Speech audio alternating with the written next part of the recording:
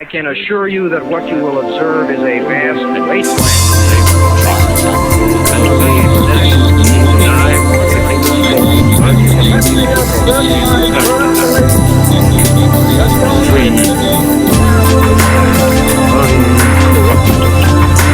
Communication.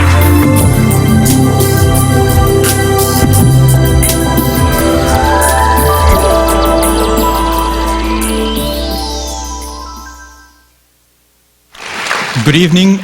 My name is Bhaskar Sarkar. I teach in the Film Studies department here, and it's my great pleasure to introduce to you Anita Pratap, author of Island of Blood, Frontline Reports from Sri Lanka, Afghanistan, and other South Asian flashpoints. By profession, Pratap is a journalist. She headed the New Delhi bureau of the CNN until 1999, and has written for leading Indian and American newspapers and magazines, including Indian Express, Sunday, India Today, and Time. She has won numerous awards for her work, including the George Polk Award, that's from the US, in 1997, for excellence in TV reporting, for her coverage of the Taliban takeover of Kabul, and the Chamili Devi Jain Award given to an outstanding woman media person in 1998.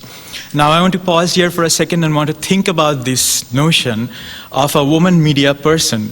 At one level, one could say that we do not talk about journalists usually as men journalists or women journalists, right? But every time it's a woman who's a journalist, particularly working on the front line, it kind of becomes imperative. And it's actually people like Pratap who through their work make it increasingly less and less important to have that kind of gender epithet. Pratap has also won all 3 nominations in the TV news category for the Pinnacle Award for her stories on Kashmir, Sri Lanka, and Afghanistan.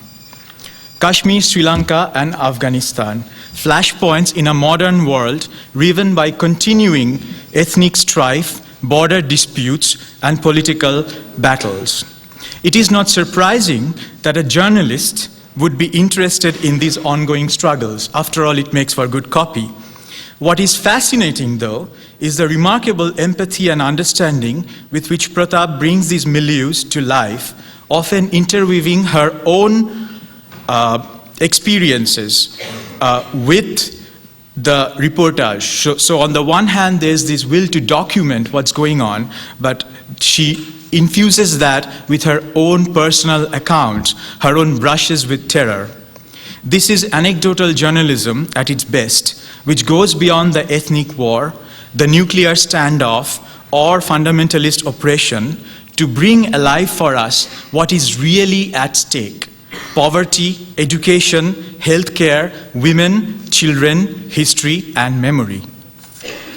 Her book, Island of Blood, in it Pratap provides a timely and sensitive distillation of her experiences and insights, reaching beyond the headlines to plumb the tragedy and despair that are the consequences of racial and historical prejudice, religious and sexual discrimination, and political and social oppression. At present, Pratap is working on TV documentaries, and I hope we'll have a chance to talk about what her work is on, and writing columns for magazines, generally freelancing. Please join me in welcoming Anita Pratap.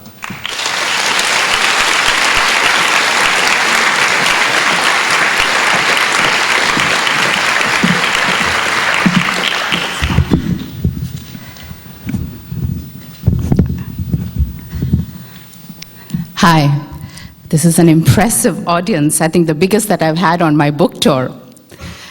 You know, it was interesting that Bhaskar mentioned about one of the awards that I received, that it was an Outstanding Woman Media Person Award. And frankly, when I was nominated for this and got the award, I was actually horrified. And it was quite mad, because I had never seen myself as a woman journalist. I did all the things that the male journalists did, and never asked for any favors, did not experience any discrimination, at least not after the first few years. And so I didn't see why I couldn't be the most outstanding journalist, and why this woman's journalist. So when the this is by a very prestigious organization in India, when they called me up to say that we've granted this award to you this year, they were most surprised by my reaction. They had expected, wow, I'm so happy, thank you, and so on and so forth. And, I went into this thing about, I don't like being singled out on this gender basis. I don't think it's really fair. Frankly, I thought for that piece of coverage, I was the best journalist. I mean, this makes it seem like, there were male journalists who are very good, and, there is, another category, which is the women. But of course, I think it was a matter of ego or, whatever it was. But then they, tried to explain to me that this was an award which was given basically to, in a situation where women were not in the front line of journalism. And it's true that, I had started journalism in 1979, when at a time when there weren't that many women in journalism in India. And if at all there were women, they were confined to what we would call soft issues, which I don't think are soft issues at all. I think they are the real issues. But issues like, environment, women, child, these sort of so-called soft issues. And I was possibly one of the first to go into what we would call, war reporting or frontline journalism. And the point was that I think I brought in a different perspective. I wouldn't say it is a better perspective, but it's just that male colleagues who went in to cover conflict looked at it differently, just because that's their genetic code or whatever. They looked at conflicts from a geopolitical standpoint. They looked at conflicts from the politics of it, the body count, the weaponry used. When I went into these conflict situations, I reacted in horror as a human being. I was, I see myself as a mother. I was a young mother when I, started journalism. I saw this as a wife, a daughter, and just the human trauma of the situation was so overwhelming that my reports had a totally different angle to it. And I guess that stood out because it really did humanize the conflict. I think what it did was, to a great extent, not just create a situation whereby people knew about conflicts but started feeling for those conflicts. And when the award people started explaining that way to me, I felt, yes, I mean, there was recognition to the fact that, I mean, later they called it the sensitive portrayal or, whatever it was. That was, so I think there is this aspect that, women bring in another perspective, which is a very, very important perspective, especially in the so-called male-dominated fields. Anyway, that's not what I came here to, talk about. I thought, I was told that there would be a kind of wide variety of students and members of the audience. There would be students who are very familiar with South Asia. There would also be students who are not that familiar with South Asia. There would be, members of the public who are experts in South Asia, some who are just interested, some who are curious. So it's very difficult for me then to focus on something which is interesting or relevant to such a wide audience.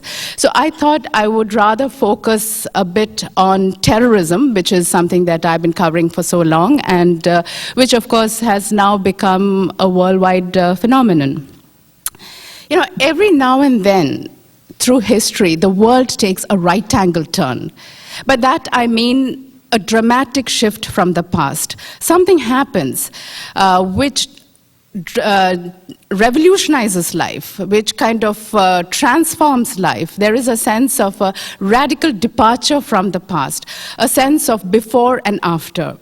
This can be brought about by people, by events, processes, discoveries, inventions.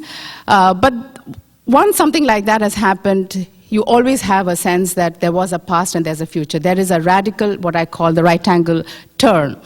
So you have people in history who have done this, for instance, Jesus Christ or Prophet Muhammad or any number of, kings who have done this. When you talk in terms of inventions or discoveries, you have, life before and after the invention of the wheel or the sailboat or the steam engine or the printing press. And if it comes to events and processes, you have something like, say, World War I or World War II, the Cold War, the end of communism. Into this category of a right-angle turn comes 9/11. 9/11 devastated America. It wounded the American psyche. And because America is the sole superpower in the world, it had a profound impact on the whole world. What 9/11 did was to, there is a sense, when we talk about contemporary politics, there is a sense of before and after, before 9/11 and after 9/11.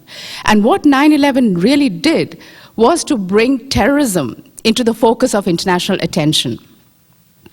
And that was a wonderful thing. That is something that we had been trying to do for a long time. We in India and Sri Lanka, we have been coping, struggling with terrorism for more than 20 years. There are lots of mistakes that we have made. There are lots of tragedies that we have suffered, many, many wrong turns.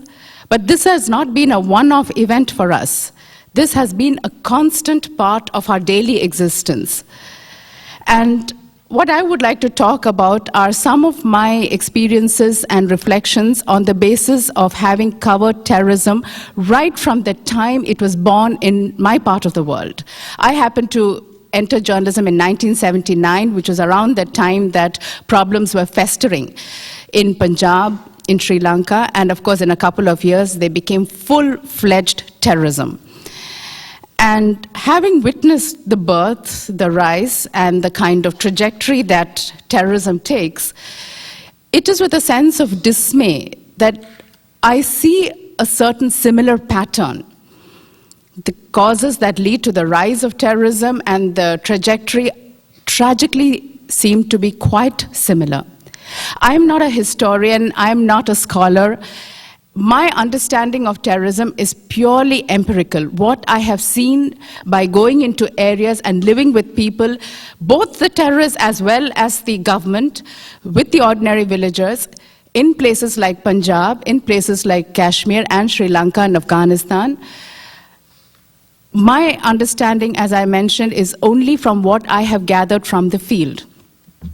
And I have come to that conclusion, and this I've seen in Punjab and Kashmir and in Sri Lanka, that terrorism stems from a sense of grievance. The grievance may be real, it can be a perception. But if there is a grievance, it has to be dealt with. Unfortunately, very often it is not dealt with in time. Very broadly speaking, there are three components to this. What I would call the pride, the prejudice, and the poverty. Underlying a lot of terrorist problems and conflicts in general, there are underlying economic reasons. And I think one of the biggest misunderstood or least understood factors in life is just the concept of poverty.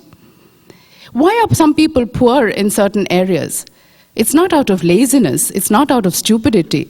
Around the world, people want the same thing. People want the opportunity to work so that they can earn a decent amount of money, so that they can, get married, raise children, give them a good education, and so on.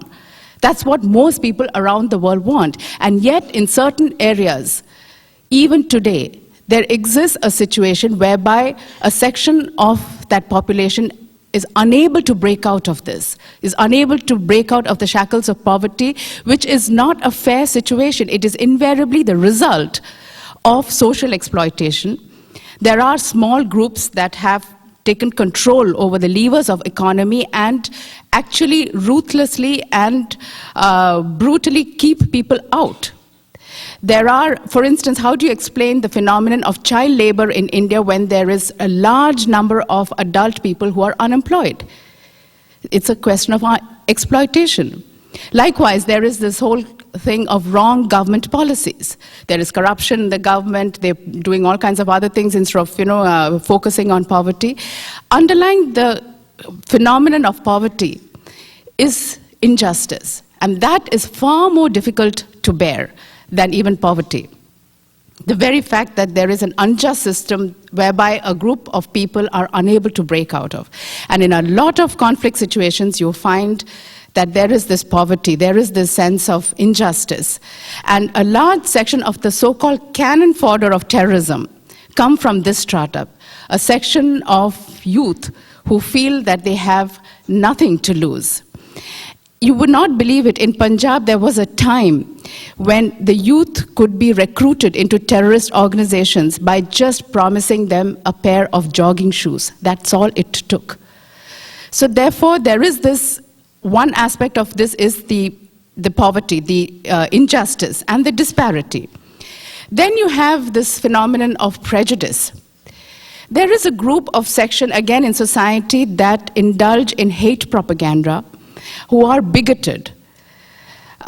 This was always the lunatic fringe, but unfortunately in a situation where conflict is brewing, from the lunatic fringe they start coming into the mainstream. And the unfortunate thing that I have seen in all these conflicts is how the bigoted section somehow managed to co-opt something like religion into their campaign.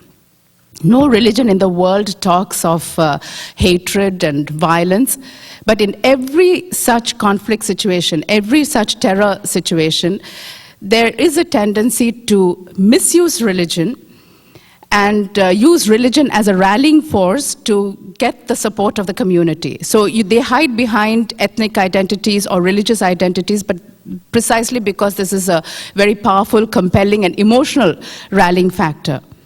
One of the most unfortunate things that I have seen as a common factor in the terror situations that I have covered is the role played by the clergy. One would think that the clergy is there to talk about religion, to propagate the ideals, the universal values that every religion espouses. But sad to say, that's not really what happens in conflict situations. The clergy often plays a very negative role in adding to the bigotry, in preaching divisiveness, in creating this us versus them, lionizing, one's own past glorious culture while demonizing the other, projecting them as the enemy that is out to subjugate them. And very often you find that the clergy does this to harvest souls. It is their way of retaining control and power over their people. The unfortunate thing is that in very many situations, the establishment plays a very collusive role. They support this. Only again, as much as the clergy wants to harvest souls, the politicians want to harvest votes. So this is one way that they use religion or ethnic identities to polarize the communities and thereby get their communities' votes. But this is a very dangerous and divisive thing that has happened, and it is a common factor that I find in these situations. And then there is the pride factor. Yes, there are very poor people, young boys and girls, who are drawn into terrorism. But at the same time, in every one of these terror situations, you also find educated, well-bred young men and women who have a great career ahead of them, who have a great future ahead of them. They are not the cannon fodder category. The reason why they get attracted to terrorism, are often seduced by terrorism, is because their pride has been wounded. They take it upon themselves. This could be guided, it could be misguided, but the fact is that they see it as their noble mission to avenge a national dishonor. They feel that their community's pride has been hurt. They feel that their national honor is at stake, and they do not think it is a big thing to put their life on the line to avenge this, dishonor.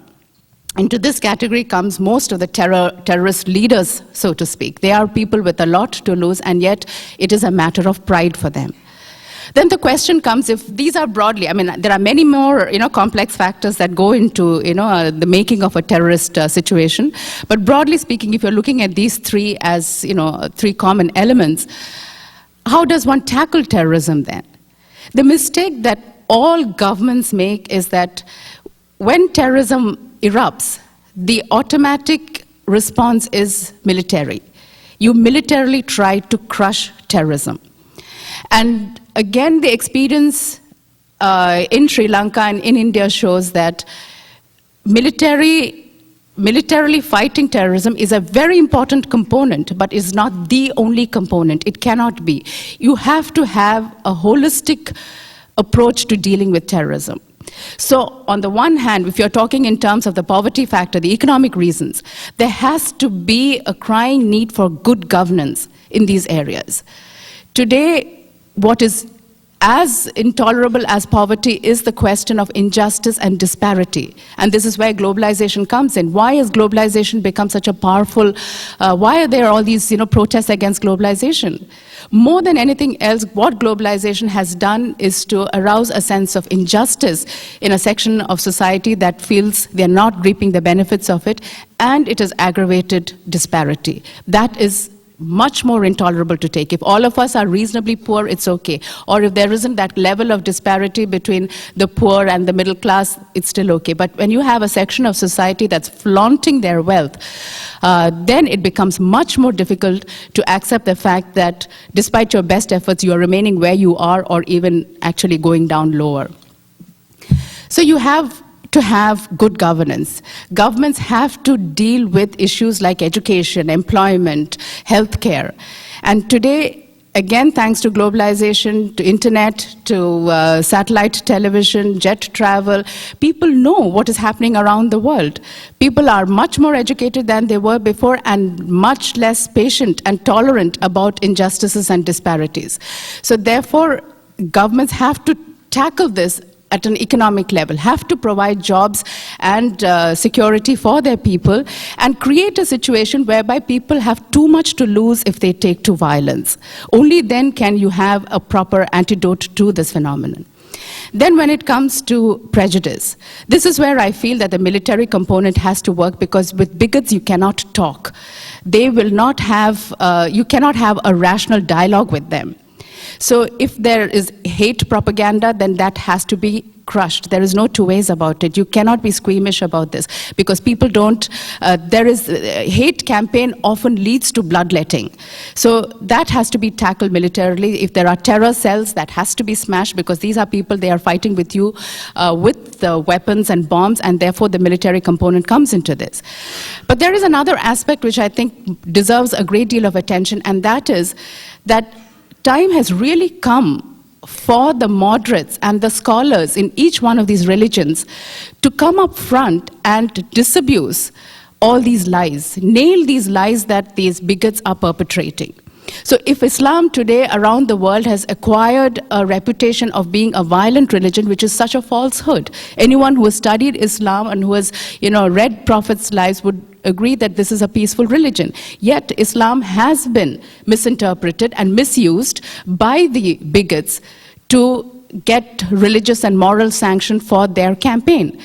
But it is not for people like me or for others to come and fight this war. This war has to be fought by the Islamic scholars and by the Islamic moderates to rescue Islam, pure Islam, from the clutches of these bigots. You have to fight ignorance with knowledge.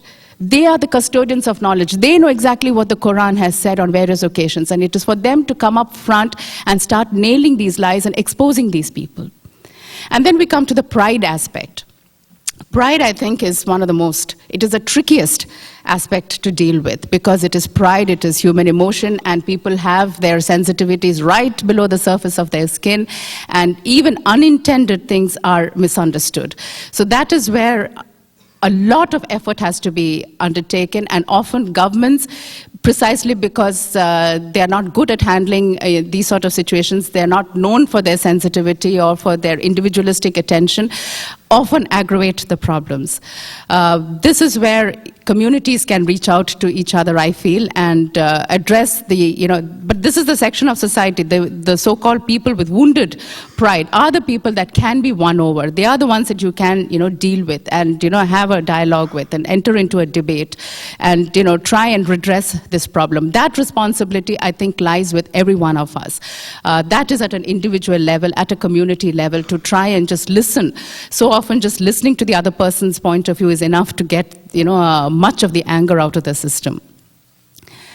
When I think of Sri Lanka and the 20 years that I have spent there covering the terror situation, there are so many lessons that we could learn from the Sri Lankan experience. In fact, that's one of the things that you really learn. History repeats itself all the time.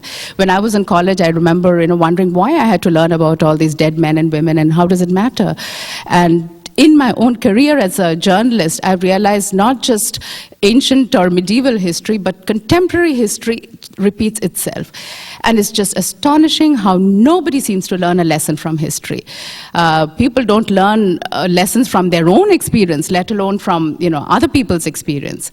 But if only we had the humility and just study these problems, if we had the open-mindedness to study these problems, we would realize that there are so many lessons that one could learn from the Sri Lankan experience when it comes to dealing with our own situations of terrorism. In Sri Lanka, for instance, this whole concept of grievance, the Tamils had been discriminated against by the successive Sinhalese governments. The Tamils are the minority and the Sinhalese are the majority. There came a time when the Tamil students were so badly discriminated that they had to have higher grades to get into college. They couldn't get jobs. So they started protesting. A Sinhalese student with much poorer grades could get into college and would get a job easily, whereas the Tamils, who are very hardworking, very intelligent, and very academic-oriented, found that the avenues for higher education and employment were closed. So they started protesting. There was no security in their homelands because the Sri Lankan army would come around and burn down villages. So there was a great deal of grievance and anger and resentment, and they tried to redress this democratically. As people do in most situations, terrorism never erupts overnight. It is a culmination of a long process, and often a process where protests and fears and anxieties were just not addressed. And that is a classic thing, what happened in Sri Lanka, that the government refused to listen to it. When it came to a point where the pressure was so hard, then the government that was in power would enter into an agreement with the Tamil moderates. And nothing would be done. This was an agreement, it remained on paper, and then a few years later, the government would fall, a new government would come. The new government had no compunction in throwing that earlier agreement out, and then they would negotiate a new deal. This went on for something like 20 years. And then at some point, the Tamils lost faith in the democratic system. They felt that they would never be listened to, they would never get redressal. And that is when they felt frustrated and they felt that the democratic avenues were stopped, that is a time when the youngsters who felt the brunt of this discriminatory policies took to arms. The armed struggle began. That is, again, in most of these situations, there are enough warning signals, and these are problems that could have been nipped at the bud if only the government was sensitive and honest and believed in justice and fair play, because no one is going to tolerate a system where there is so much injustice, and when it impacts on their ability to survive in the world. Then you have other situations. For instance, Sri Lanka, again, another lesson that we learn from Sri Lanka is that this war on terrorism, as long as it has only the military component, is an unwinnable war. The Sri Lankan government and the Tamil rebels have been fighting this war for 20 years. One whole generation has paid a price for this. Nobody has won. It's a kind of war whereby the government never wins, the terrorists never lose.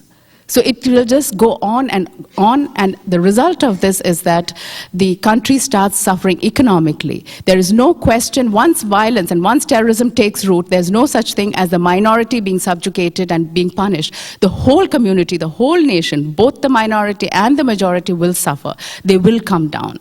And that's the realization today. After 20 years, they have come to a realization that there has to be peace. Peace is the only way. This is an unwinnable war. So finally, people have to come to the negotiating table.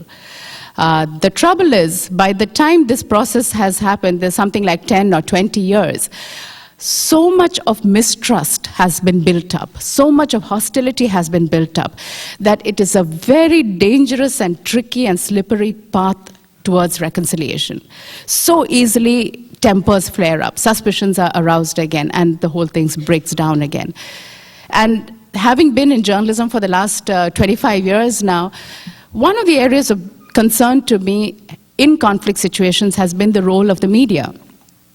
Like the clergy, the media can play a very, very powerful and a healing role. Not that we are committed to war or peace, that's not our job. Our job as journalists is to get the truth, and that's it. But so often in conflict situations, you find that the media plays a negative and divisive role. when terrorism erupts, you find that there is an us versus them situation automatically that comes. If it's a minority versus the majority, if it is the Muslims versus the Christians, Tamils versus Sinhalese, there is this versus syndrome that happens. The trouble with the media in conflict situations is that willy-nilly they take sides. They become associated with one of the warring parties, so to speak. And in this, they perpetuate stereotypical notions of the other. They aggravate this whole phenomenon of lionizing oneself and demonizing the other. It is perfectly normal and understandable for sections of society to become patriotic, jingoistic in conflict situations, because they do this out of a sense of insecurity, vulnerability. They derive comfort and security from being together. But it is absolutely unjustified and dangerous if the media were to become patriotic, because in that you are dividing the two groups further. You are pushing them further apart. The media in a conflict situation has to play a non-partisan, neutral role. More than anything else, what they need to do is to allow themselves to be a forum whereby everyone can express their point of view. Unfortunately, what happens is that the media, because of this patriotic aspect to their coverage and to what they become, you have journalists, espousing the national, philosophy or the government's point of view, and in doing that, what happens in a conflict situation is that one section or the community that feels aggrieved does not have access to the media, and we have seen how precisely because of this, the sense of anger and hurt is aggravated manifold. So often, if only there was this opportunity for the aggrieved community to express their anger, express their resentment, if only the media could be a forum of ventilation, so much of the anger level comes down. But when one group feels that even the media has taken sides, there is no outlet for them, that is when their sympathies go even more to the extreme, and willy-nilly they start supporting the terrorists, even if not in terms of hardcore support, in terms of leanings or sympathies. They see a point of view in what the terrorists are saying. They see the underlying causes that, even if they don't approve of the methodology. There is also the aspect of censorship. So often in conflict situations, the governments find it easy to have to impose censorship because they feel wars can be won through propaganda. There couldn't be something further from truth. Censorship, whether it is imposed by the government or voluntary, you would be amazed to see in situations where the media chooses to censor news voluntarily. It's not because the government is saying, again, because of a patriotic aspect. When I was covering Kashmir terrorism, I was covering Kashmir for Time magazine, and I was under no constraints whatsoever. But I would go into Srinagar and these places where a lot of atrocities were being committed. This is what happens in conflict situations. It's not that necessarily that this is a religious war. It is not that the Indian soldiers are Hindus and they want to subjugate the Muslim civilians. It was not that. That was not the issue at all. They were trying to control a security situation, and when they were fired upon by the militants, as terrorists always do in such situations, terrorists always fire from within the ranks of the civilians. The army then just goes berserk and fires back into the civilians, and of course they don't get any terrorists, they get only the civilians, and this creates an impossible situation, leads to a lot of atrocities in every conflict situation. When I would come back and cover these, Kashmir terrorism began in 1989, and the worst years were 89, 90, 91. I would come back from these places, and it was horrifying to see the kind of anger that the Kashmiris felt towards the Indians, and the kind of tragedies that had happened over there. Ordinary civilians getting caught in the crossfire.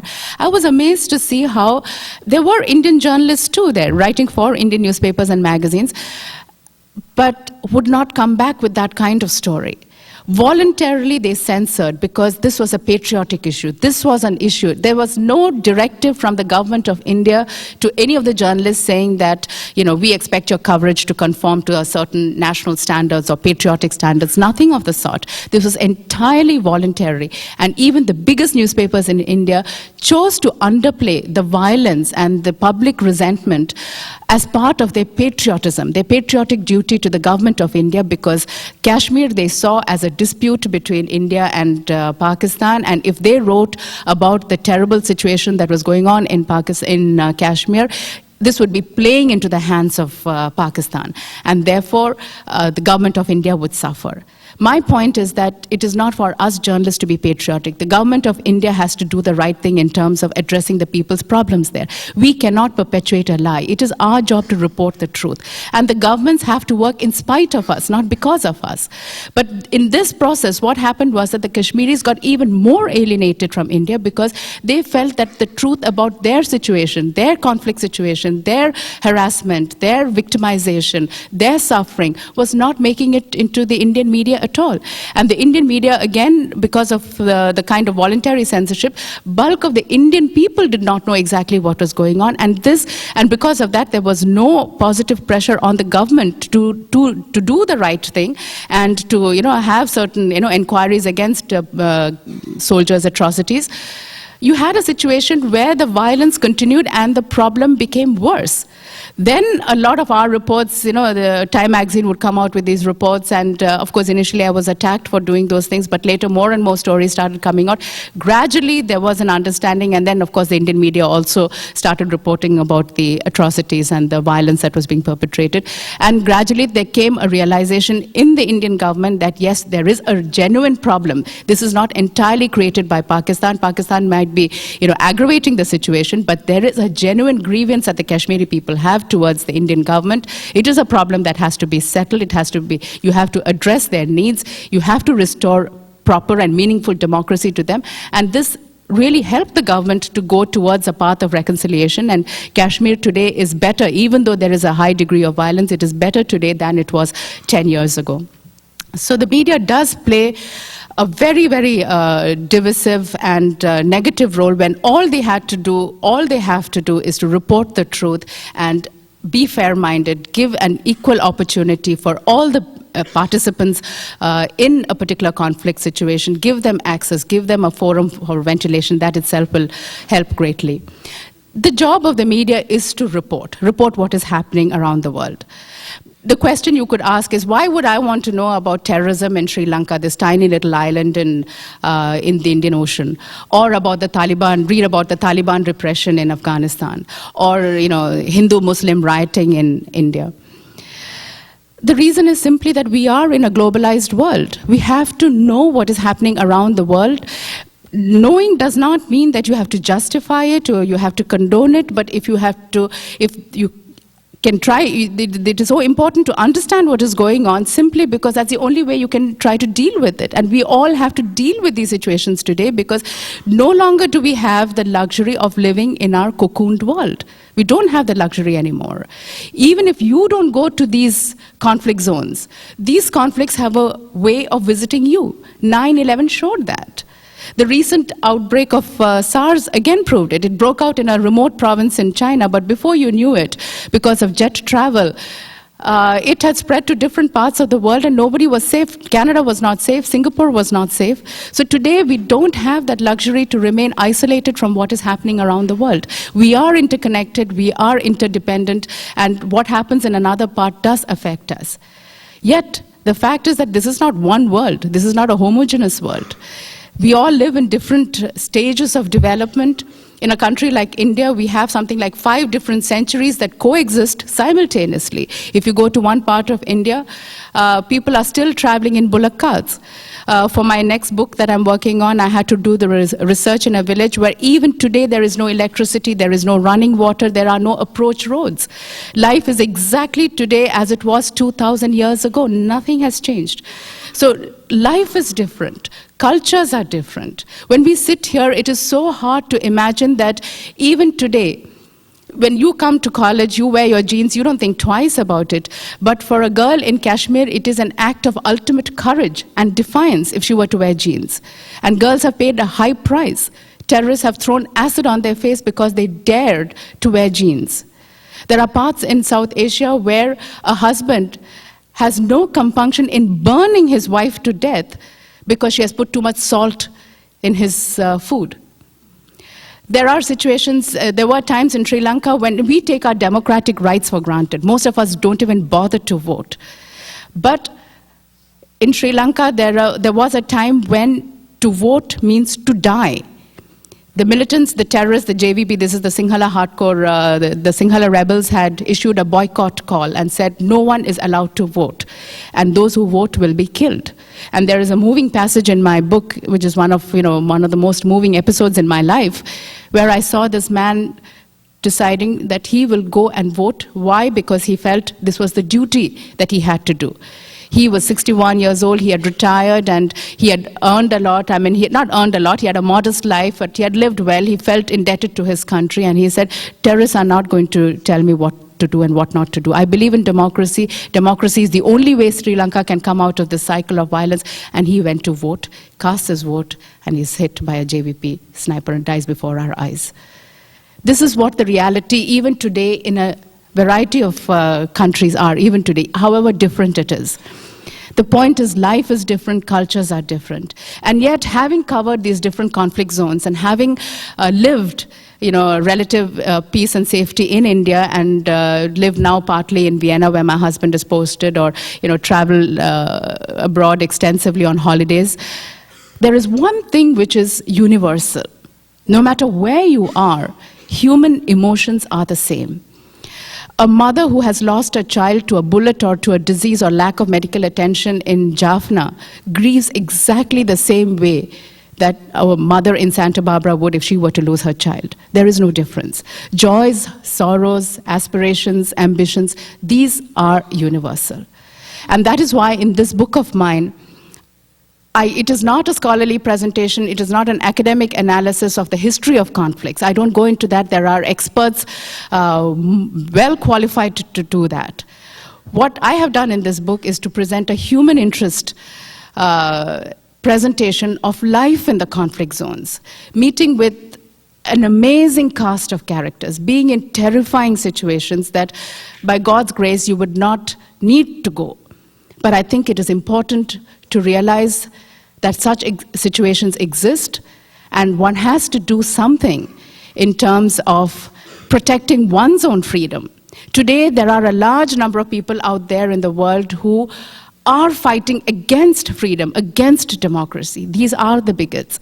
And I think time has come for us to, not with the kind of ferocity and not with violence, and we cannot stoop to their level, but with a certain vigor, with a certain conviction, we have to protect our freedom and our democracy. You would find in this book that when you visit, this book, it's a journey into the heart of terrorism. You come face to face with suicide bombers. You come across very colorful but terrifying characters. But they're all true, they're all living, or they lived. The book, I think, more than anything else would, tell you that reality is much more terrifying, much more dramatic than fiction. And what you would, recognize is that whether these people who are living in Jaffna or Kabul, whether they're living there or anywhere else, in any other conflict situations, there's only one thing that they crave for, and that is normalcy. The very normalcy that we take for granted. And right now, there is a peace process going on in Sri Lanka. It's 1.5 years old.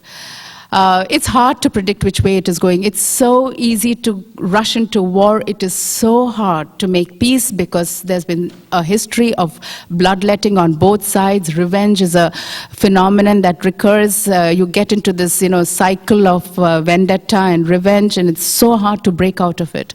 Suspicions and hostilities become so ingrained that it becomes so hard to, come to the table and say that, yes, I believe that the other party wants to settle, and honorably. What happens in such situations where there's been such a history of hostility, you need an outsider often to come and facilitate that process.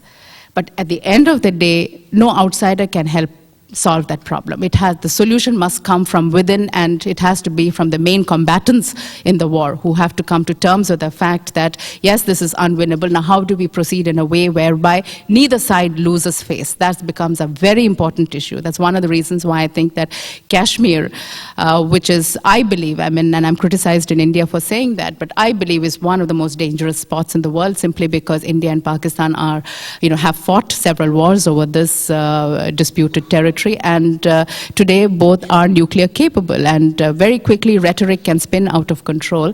And if there is ever a situation where India does the same as United States did, mind you, India talked about preemptive war much before Bush talked about it, wanting to go in for a preemptive strike in Pakistan to knock out the terrorist camps.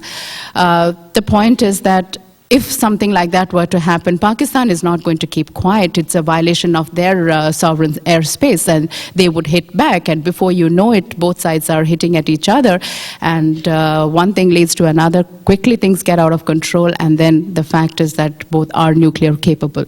In Kashmir too, I feel that right now, because there is such a baggage of history, there's so much of hostility and suspicion at governmental level. This is not a people-to-people level situation, but there are lobbies in both India and Pakistan that are committed to a hostile relationship. We cannot have a situation right now, I personally feel, where you can solve Kashmir. This is like I was reading, watching Dr. Phil McGraw, I think, this guy who's brought out this new book on weight problem, and he says pretty much the same thing when it comes to handling weight. You can't cure it, you have to manage it. Kashmir is a problem that I think you have to manage. You can't solve the problem.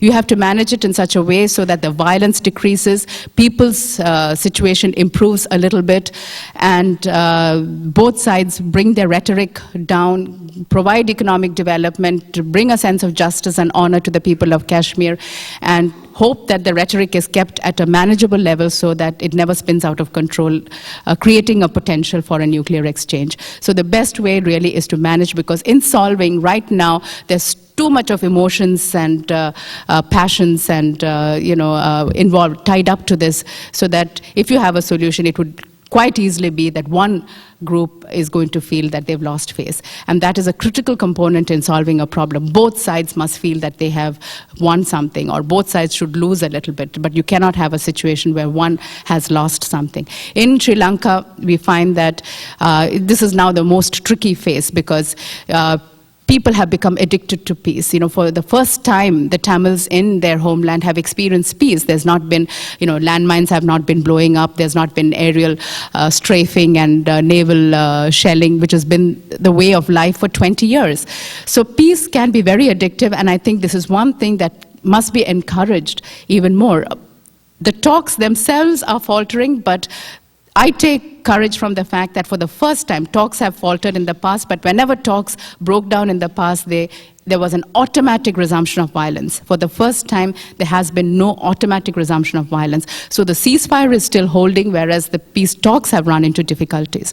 But this is where I feel civic society can really play an important role, because we have to build bridges of peace and trust between the two communities. And the more interaction there is among the communities, peace has a chance to strike deep roots. And once peace manages to strike deep roots, it becomes that much more difficult to disrupt. And believe me, there are people committed to disrupting peace processes, because it is in conflict that they can perpetuate themselves.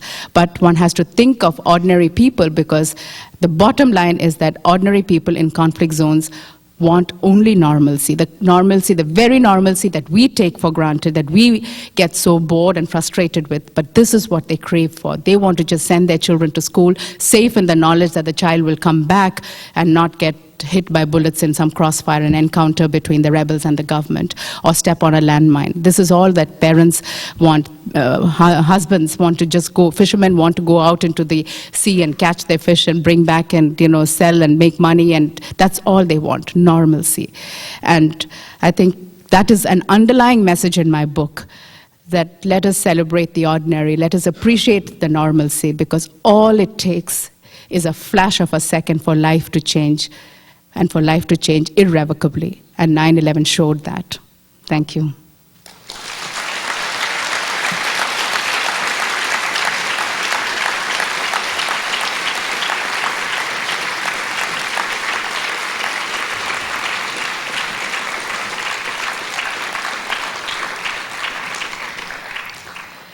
I would be very happy to take some questions. I have a couple of questions, actually. One is, you met with Prabhakaran, and I was wondering if you could talk about that. And the second is, we've seen the Congress Party wane and non-secularism ascend in Indian politics with the BJP. What is, from your experience standpoint of the history of terrorism, what do you think is the possible path of this wave of non-secularism and hate in Indian politics? Going to Prabhakaran, way back in the 80s, Prabhakaran is the leader of the Tamil Tigers, one of the most committed and fierce guerrilla organizations in the world. This is a group that is so committed to their cause, they all wear their cyanide capsules, which they swallow if they're captured. So nobody, they take their secrets to their grave. Nobody is captured alive. Not a single LTT member is captured alive. They will die rather than be captured alive, including their leader. And way back in the 80s, we had this debate about one man's terrorist is another man's freedom fighter. And Prabhakaran is a classic example of this. If you talk to the Tamils, they would say that he is their national hero because he is the one who stood up against the military oppression of the Sinhalese and was able to create a situation whereby the government realized that they cannot militarily win this war and therefore are now having talks. So the Tamils see him as a great hero. The Sinhalese, of course, see him as a monster, terrorist, a gruesome and, a real arch villain. And of course, there has been a number of terrorist acts that he has perpetrated, and that is why the government of the United States, UK, Canada, and even India have banned the LTTE. And for us, for me personally, it was no problem, defining one or the other. As far as I was concerned, he is both and more. It's very easy I do see him as a guerrilla leader because he did, there is a cause that he is espousing. It is not mindless violence, it is targeted violence. But the minute the violence is targeted against innocent civilians and public buildings, that is an act of terrorism, and therefore you are guilty and you have to be treated as such. But in terms of his persona, I would say he's possibly one of the most remarkable men that I've met in my life. I have never met another person with such clarity of vision, such motivation, such commitment to his cause, and tremendous foresight. He could foresee, years ahead what is going to happen down the line. So I remember at a time when India was helping him and other Tamil militant organizations, they were helping, with arms, refuge, giving them, financial support, and he was, literally, surviving because of them. Logistic support was from India. And yet, in 1985, when I met him, he told me that one day I will have to fight the Indians. And I was shocked. I said, but, you're taking all the support from India, and you're even living, at that time, they were all, taking refuge, and he himself was living in South India. How can you say that you're going to fight India? He says, his thing was that, Sri Lanka is an island nation with about 18 million people, and Tamils are a small minority that live the northeast part. But the Tamil ethnic people also live in India, and that's 55 million Tamils live in South India. So Prabhakaran's reasoning was that India will never allow the separation of Sri Lanka, a division in Sri Lanka along ethnic lines. There will never be a Tamil homeland if India can help it, because the minute that happens in Sri Lanka, India will have to face a similar situation within India. The Tamils in India would want to secede. And there was a Tamil secessionist movement in India in 1962 in the same, South Indian province of Tamil Nadu. And at that time when he said it, I said, oh, but you can't fight India. I mean, these are, guerrillas, and, when you see them, they're so simple, they're so ordinarily dressed. I mean, they're, some of them have combat fatigues, but most of them are just in a shirt and a sarong and bathroom slippers and, so guerrilla-like. How can you fight this, India, the world's third largest army, and so on and so forth? And he says, no, I mean, if I'm committed, I will, if there comes a situation, I will fight. I'm not interested in winning or losing, but if I have to fight, I will fight. And, when I reported that, everyone said that I was romanticizing Prabhakaran, and, there's no way that this, leader of a small organization in the small little country like Sri Lanka can, take on their might of the Indian, military machine. And he did. 2 years later, he did. He fought, and it was a terrible situation. There was terrible loss on both sides, but he did. And it is a fact that when you talk to the Indian establishment, yes, they have every reason to prevent the breakup of Sri Lanka, because India, as you know, we are like Europe. I mean, we have different provinces, each with its own language and culture and history and cuisine and everything. They're completely separate.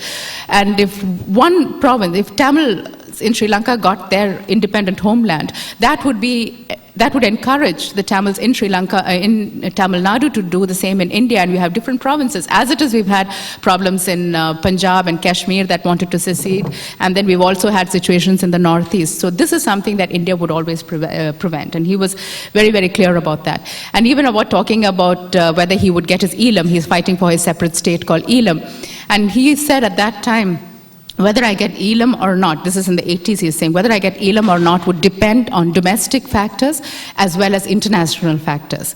And the reality is that there is a feeling, and even though, of course, Prabhakaran started this peace process, or agreed, to be part of the peace process before 9/11 happened, he was pushed further into that process because of 9/11. Today, there is no tolerance. There is no international tolerance for terrorism.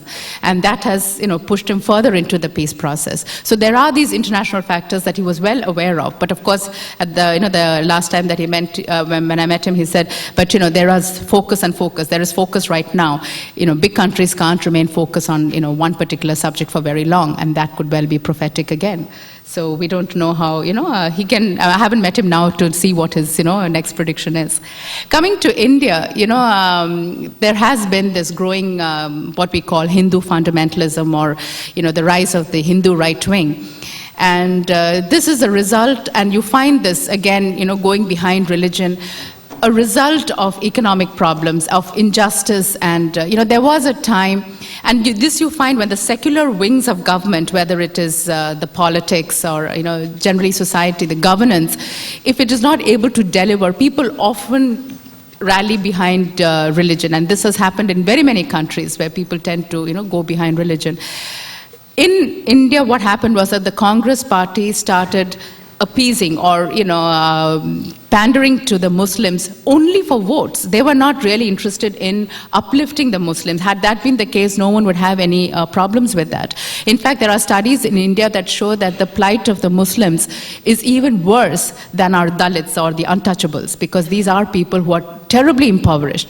But just to get their votes, the Congress party would cynically offer them, something or the other, which doesn't mean very much. It's like declaring, Prophet Muhammad's as a holiday, something like that. But the Hindu community saw this as appeasement, constantly, bending over backwards to, mollify and, keep the Muslims happy, whereas nothing seemed to come to them. And this is again a classic situation where the majority community develop a minority complex. They feel that every other community has got, some other political party to take care of them, but they are, they are the majority. They should be getting the, major slice of the cake, but they feel, sidelined and ignored, and the BJP was able to capitalize on this sense of injustice, this sense of being wronged, and they were able to capitalize it to such an extent that you had a very powerful movement which revolved around an ancient disused mosque which was allegedly built over a Hindu temple said to commemorate the birthplace of Ram, who's one of the most important deities in the Hindu pantheon. The mosque doesn't even exist today. It was torn down in 1992 by Hindu radicals. And yet this is a dispute that rivets India even today. So much of our time and energy is spent over this mosque because the Hindu radicals insist that a temple has to be built over there, and the Muslims say, no, it's a matter of their pride and honor, and if you give in to the Hindu radicals on this count, then they will come tearing down a lot of the other mosques. But the Hindu radicals believe that they have to build a mosque to rectify a historical wrong. So they go back to a mosque which doesn't even exist, which is 500 years old when it existed. And today you have so much of time and energy spent on this divisive issue when India is a country with huge and immense problems. You know, we still have the world's largest concentration of poor people in the world. 300 million people live without toilet facilities, live without proper homes, go to bed hungry every night. And all that our politicians can talk about is a mosque that does not even exist. So this is, but what happens in a conflict situation is that it takes time. People have to have their, passions expended. So unfortunately, I feel, it is going to take some more time, but eventually people will realize that you cannot have a situation where you punish a minority or, subjugate them. The Muslims, India has the second largest population of Muslims, second only to Indonesia. There are more Muslims in India than there are in Pakistan. You cannot subjugate a 130 million, group of people, and you cannot rectify historical wrongs by, now subjugating them. You're just creating a situation where you create sympathy, against you. I mean, there have been situations where they were targeted, and the result is that more and more of them would support terrorist movements willy-nilly because they feel they cannot get justice. They feel they cannot get, the government itself is, persecuting them.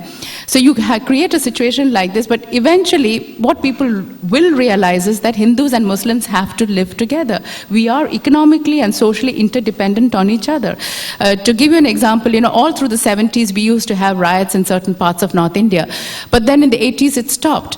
Why? Because people realized, and this was again economic reasons, underlying economic reasons. The Hindu middle class had risen and so had the Muslim middle class, and there was this, in certain sections where the Hindu middle class felt that they must, capture all the levers of economy, so drive out the Muslims. But when these riots happened and they burned down Muslim homes and factories and shops, they realized that they themselves suffer too. There is no such thing as one community suffering once violence breaks out. The fact is that in these areas, if the Muslims are the weavers, Hindus are the traders. What are the Hindus going to trade if the Muslims have all run away and left their looms? What are they going to sell? So then the realization came that we are economically interdependent. We have to live together in peace. And so in those areas, you have not seen a resumption of violence. Unfortunately, new areas, and especially in middle-class areas where there has been a certain degree of middle-class prosperity, we find the tendency to, for politicians to kind of whip up passions and, create the sense of mob frenzy, and it will come to an end because it is not a sustainable proposition. But sometimes what happens is a lot of violence just becomes inevitable in this process, and however much you scream and say that please don't, we are all going to suffer, nobody's listening. They're so caught up in their own, hysteria at that moment. So it's very, very hard to kind of, but the point is that in no place has, any one community prospered by this. Both communities have suffered, and that realization, it's a painful route and it's a slow route, but it will come. And fortunately, the institutions have played a good role in India. I mean, for instance, in Gujarat, when we had the riots, India is a democracy. It is a chaotic country, but it is a functioning democracy, and it's not just a matter of votes. We've had independent institutions like the Supreme Courts, and the media is free. And so there has been a lot of redressal possible simply because these institutions have not been bought over or, been covered by the right-wing groups. They have, maintained their independence, and they maintained the sense of justice. As long as these independent institutions, especially the judiciary, gives a sense of justice and fair play, that itself is a great value. But if you have a system where the Muslims are attacked and they are looted and their court cases, and when it comes up in court, it all falls flat, and all the perpetrators of the crimes are acquitted, then you create you aggravate the situation, and the Muslims then feel that there are no areas of redressal, and that is what drives them into the literally into the hands of the terrorists. You seem to talk about, like, when you talk about the processes by which terrorism comes out of certain social contexts or whatnot, and that it seems that I agree with you, and it seems that it's much more of the ways in which two different societies interact. And today, especially after 9/11 and such, a lot of people get criticism saying that the United States partakes in developing the kind of terrorist movements in the way that we interact with Middle Eastern countries and other countries around the world. And I was interested in hearing what you have to say and how you respond to critics who say that you can't blame the United States or you can't blame one country for a terrorist act of another country. Both of this is true, but just going back a little away from this thing about partaking in terrorism, there's one thing that I have seen which recurs in these conflict situations. There have been governments that actually promote terrorism. They back, guerrilla organizations. Whenever they have done this, this is boomeranged on them. It has happened inevitably. In Punjab, this happened with the Congress Prime Minister Indira Gandhi having supported the Sikh terrorists at one stage to play politics, and then she was killed by her own bodyguards. It came back to revisit her. So there is this boomerang principle. The same thing again with regard to Sri Lanka. India actually did foster terrorism, and as a way of keeping the government of Sri Lanka under check.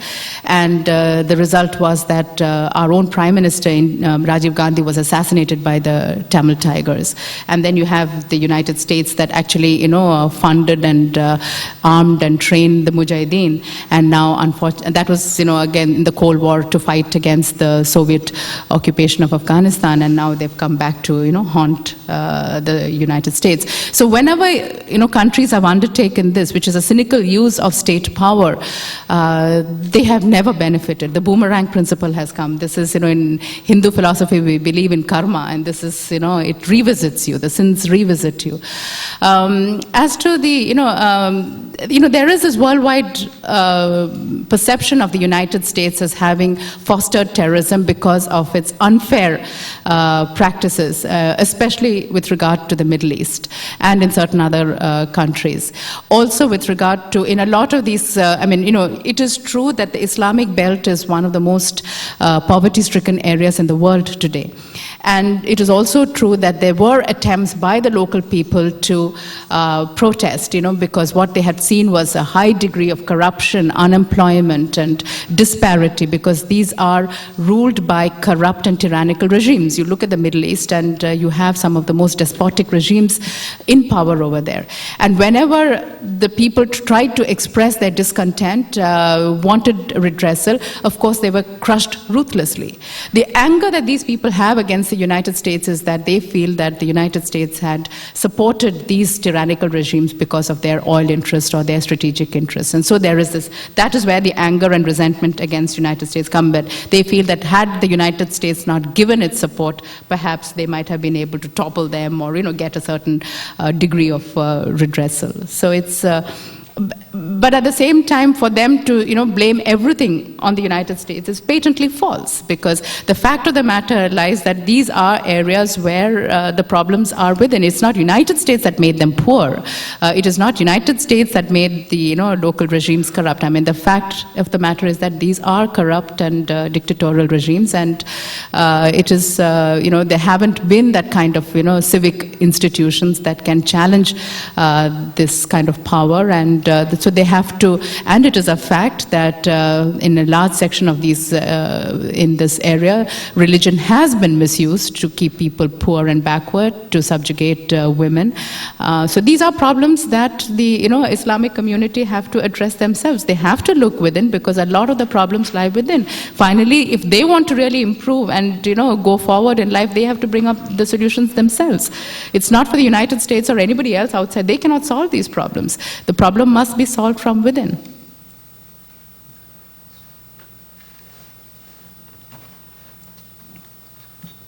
Hi, thanks for coming to UCSB.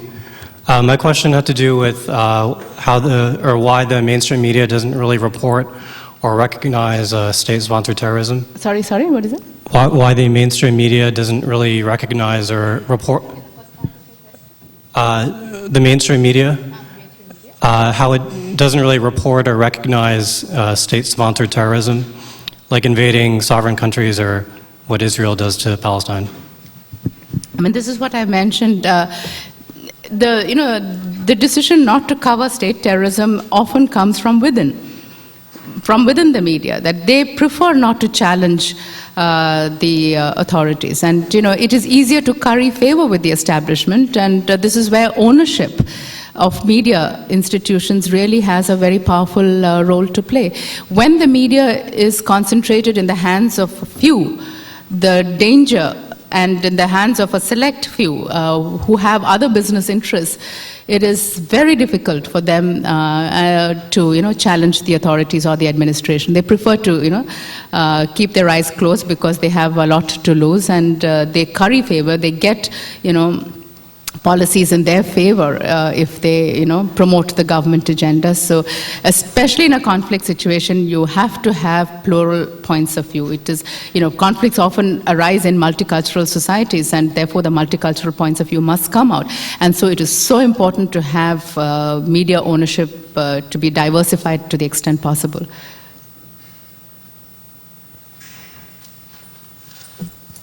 Do you feel that the conflict in Iraq is justified, and what steps do you think the United States has to take in order to ensure economic stability in the Muslim world?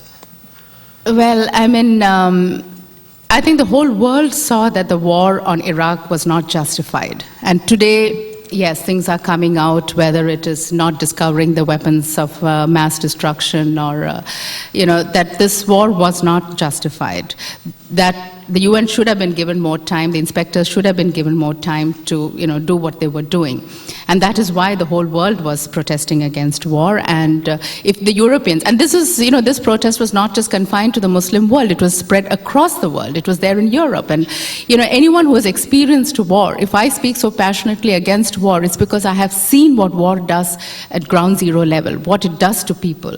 And if Europeans have protested very strongly against this war because they've seen what World War II has done, there's still a living generation that has experienced what World War II has done, and they have told their children about what it was like. And Europe has seen unprecedented economic prosperity over the last 50 years, and no one wants to lose it. And war is a situation where everybody loses. So that's why there was this, so definitely this war was not justified, and as happens again with war, war never solves the problem that it was meant to solve, but instead creates a whole range of new problems, which is exactly what is happening in Iraq. So now you have a situation where it is guerrilla warfare.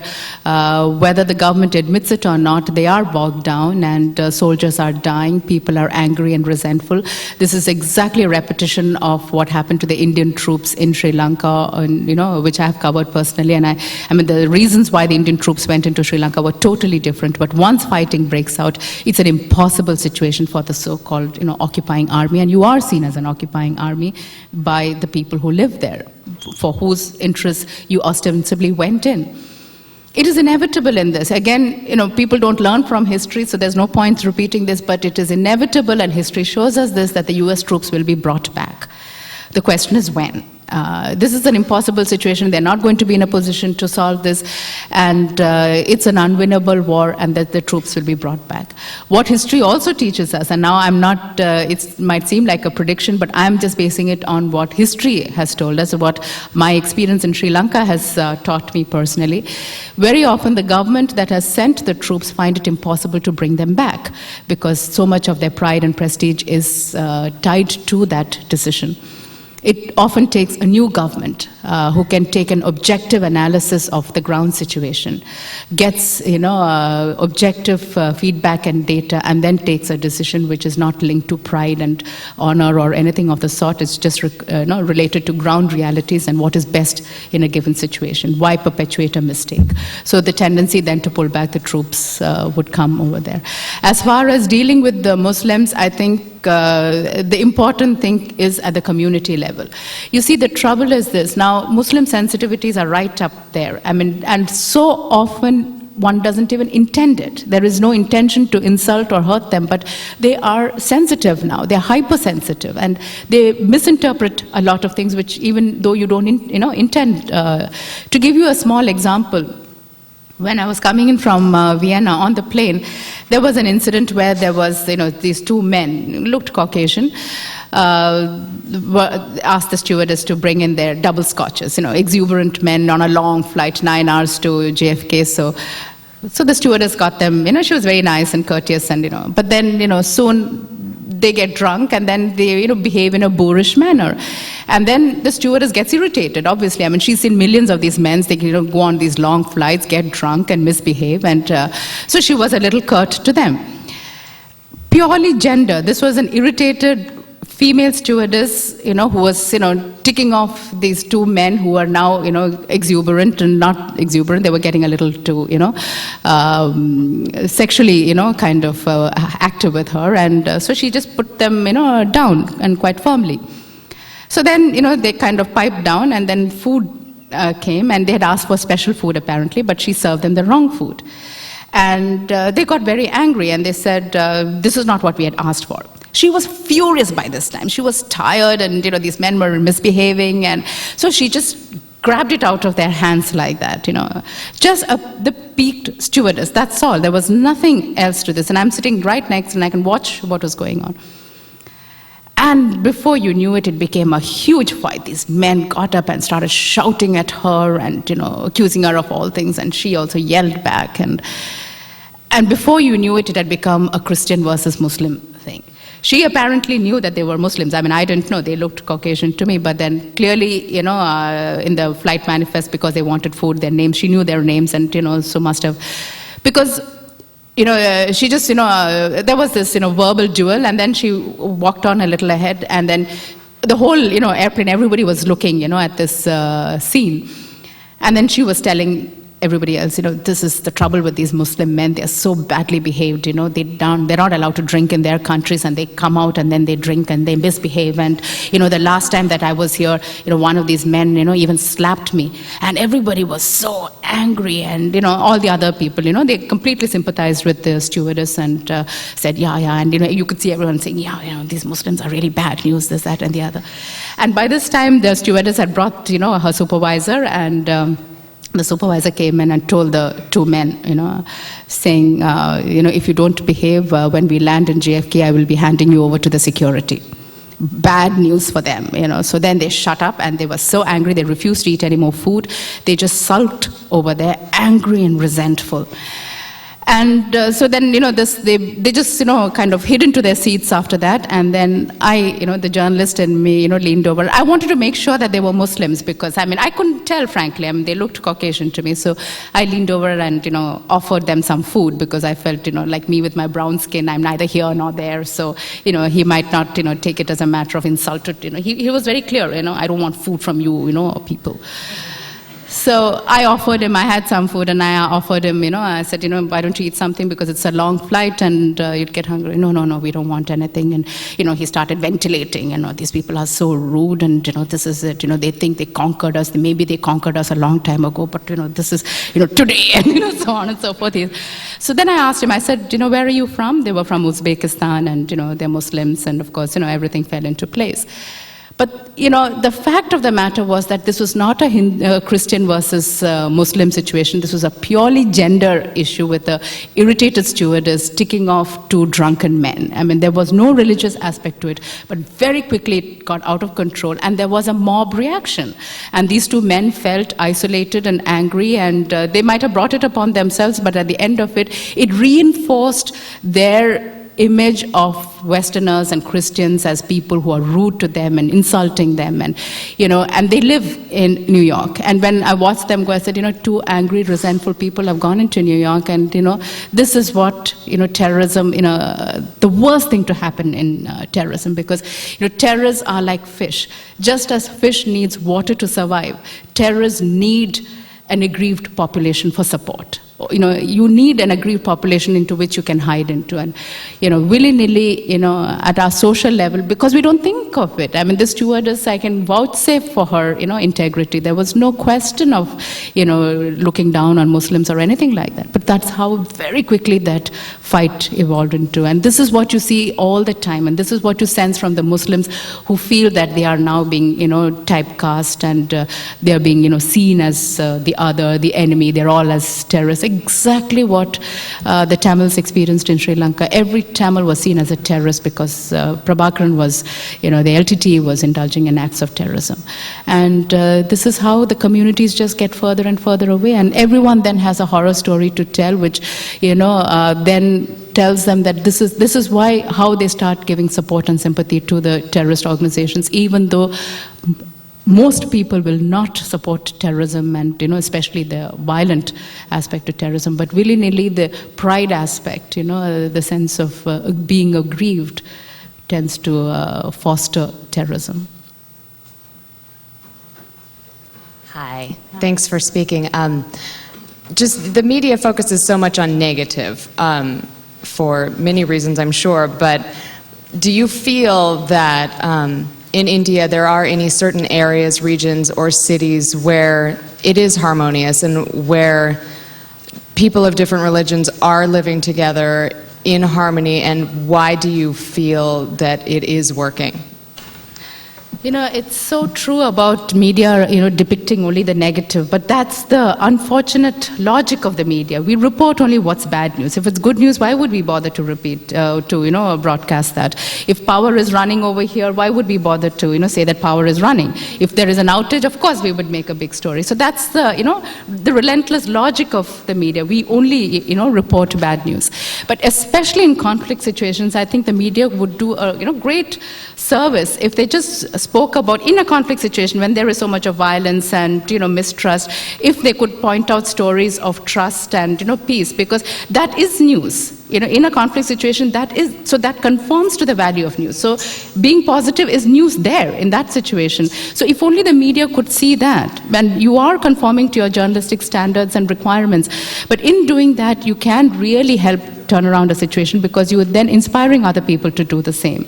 And I have done this very often in Sri Lanka and in India, and it has really had a fantastic response from the people, from the audience, from the viewers, because people are so tired of this negative news. So every now and then, a good news story that reinforces your faith in humanity is welcomed by everybody. And there are any number of areas in India where, Hindus and Muslims live in total peace. And one of the, lesser known aspects of Hinduism, which is, I truly believe, is one of the greatest religions in the world, and that is why I feel so badly about this, a group now trying to misuse Hinduism, because Hinduism and intolerance cannot go together. Hinduism is the most tolerant religion in the world. It's the only religion, unlike Islam and Christianity, and I'm a Catholic myself, but unlike Islam or Christianity, which says, there is one path to reach one God, Hinduism is the only religion that says there are many paths to many gods. And therefore, they are able to accept Islam and, Christianity within their fold. And they do in actual living, ways. You'd be surprised to know that some of the most important Muslim shrines and Catholic churches in India, which have, miraculous powers, or, which is considered to be very, very holy, more than half the devotees who go there are Hindus. Whereas you would never find a Muslim in a Catholic church or a Catholic in a Muslim shrine. You would never find that. But you would find Hindus in both places. And that is a tribute to the greatness of this religion that can accommodate all points of view. And that is Hinduism's greatest value. And therefore that still exists. In any number of riot situations, we have seen in Sri Lanka and in India how many Hindu families have given refuge to the Tamils, to the either the Muslims or the Tamils. In the case of Sri Lanka, the Sinhalese, how many of them gave refuge to their Tamils, knowing that they are, flirting with danger, because, they come, if the mobs come and they realize that there is a Tamil, they kill you as well. But they have done that because there is that sense of, basic humanity. And most people are like that, except in, certain situations where politicians deliberately whip up mob frenzy. And, in certain situations that can happen, and then that is catastrophic. Once it, blood starts spilling, there are horror stories on both sides, and then reconciliation is, much harder, because then there is a sense of trauma and anguish and hurt. And if you've lost your child in a riot, you are going to be, less tolerant about, peace and things like that. But having said that, people who live in war zones are the great, or who have had first-hand experience of war, are the ones who actually support peace, because you know what it's like to live in a war zone. I was, so curious the other day on TV. There was, I forget his name, one of the Vietnam veterans. As the anchor introduced him, whose parts of his body still remain in Vietnam. And he made such an impassioned plea about Iraq, saying we can't have this war. So people who have had first-hand experience of war will never support war, because it is an unjustifiable situation. War is not even the last resort, it's not the last option. It is no option. Because like I said, war doesn't solve the original problem, it only creates new problems. You have to use diplomacy, you have to use skills, you have to use basic governance, and issues can be solved if they're attended to in time. So you need sensitive, responsive authorities in situations. And when we are a democracy, that's what we think we are requesting, that's what we hope for, that's what our systems should be providing. But increasingly, democracy itself seems to be getting caught up in the hands of lobbies. And you would find that in these conflict situations, the ones who want war are small little lobbies, usually a business lobby or arms dealers, politicians or bureaucrats who survive in a situation of conflict. It's a very small group. The bulk of the people, the average Indian and the average Pakistani, want peace. They just want to get on with their life. They want economic development and they want to just prosper. That's all they want. But there is this small group that will keep this issue alive. And it's only by having this people-to-people interaction that you can try and isolate the small groups and make them irrelevant over a period of time.